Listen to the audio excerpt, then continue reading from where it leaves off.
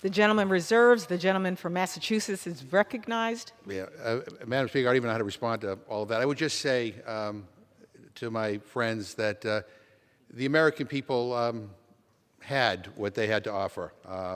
When they were in the majority, we had 4 years of Donald Trump, and guess what? They voted for Joe Biden and gave him a victory by millions and millions and millions and millions of votes.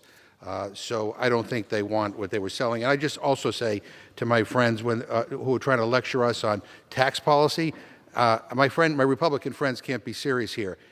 You added $2 trillion to the deficit to give tax breaks to millionaires and billionaires and corporations at the expense of everyone else. It was shameful. It was shameful what my friends did. I yield 2 minutes to the gentleman from California, the distinguished chairman of the Committee on Veterans Affairs, Mr. Takano. The gentleman is recognized. I thank the chair for yielding. Thank you, Madam Speaker. I rise today in support of the House Committee on Veterans Affairs' contribution to the Build Back Better Act of 2021. The committee has an important responsibility to advance measures that support veterans and honor their service and sacrifice, as well as that of their families, caregivers, and survivors. Last week, we celebrated Veterans Day.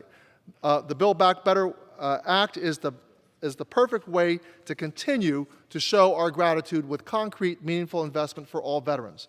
By making this critical investment in VA, we can start rebuilding VA's capacity in terms of brick-and-mortar infrastructure, human capital, and support structures that serve our nation's veterans. Now, I have a difficult time believing that my colleagues across the aisle think that veterans are unworthy of this investment. The fact is, veterans from Baton Rouge, Louisiana, to Beaufort, South Carolina, from Columbia, Missouri to Clarksville, Tennessee, are among the districts that stand to gain directly from these resources. The most important piece of this legislation is the $1.8 billion for medical facility leases that fixes a long-standing backlog of lease authorizations.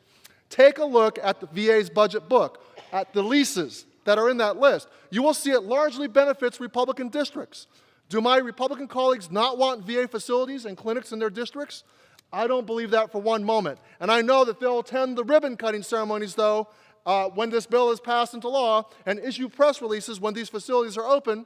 Voting against this legislation would not only mean turning our backs on our most sacred promise to our nation's veterans, but it would be a striking departure for many of my Republican colleagues who have long advocated for these investments. As demand for care and services at VA continues to grow, the lack of purposeful, usable clinic space will hurt veterans, including women veterans, because clinic spaces are not designed for them.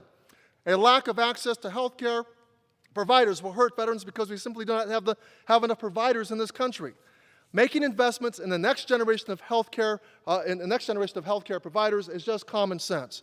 And I'll end by saying that nearly 3/4 of the American people agree that it is time to update VA's infrastructure. The Build Back Better Act gives us the framework to do just that. Thank you. Now yield back.